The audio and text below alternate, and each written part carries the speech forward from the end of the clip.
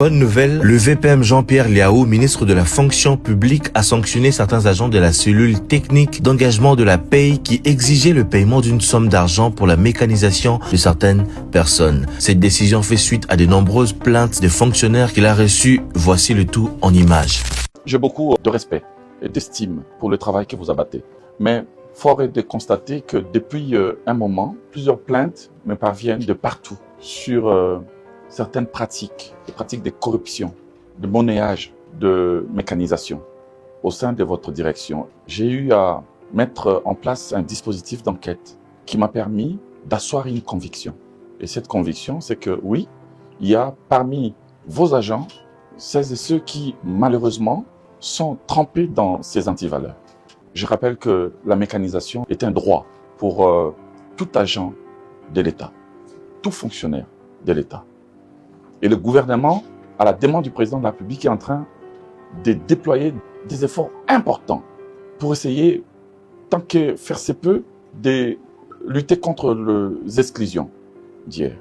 Plus de 631 000 agents ont été exclus de la rémunération depuis plus de 20 ans. On les appelle des NP.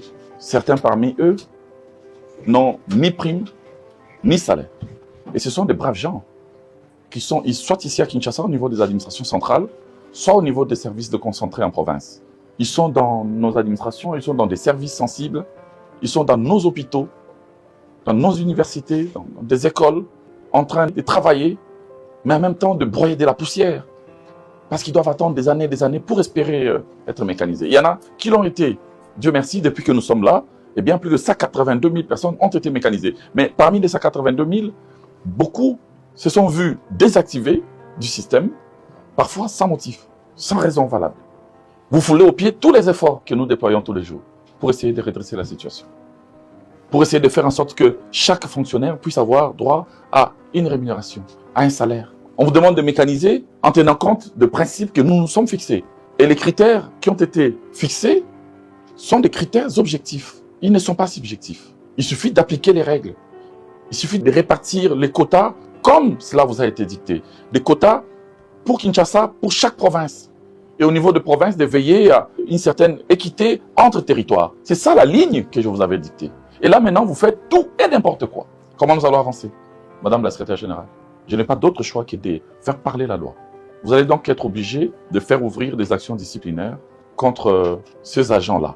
Et pour des raisons d'enquête, je serai obligé de vous suspendre tous. Je mettrai en place un dispositif provisoire. Il y aura quelques personnes, quelques responsables qui vont continuer, mais il y aura une enquête sur chacune et chacun de celles et ceux qui travaillent ici, dans ces services sensibles, techniques, informatiques. Parce que c'est ici que se situe le cœur de la mafia concernant la mécanisation.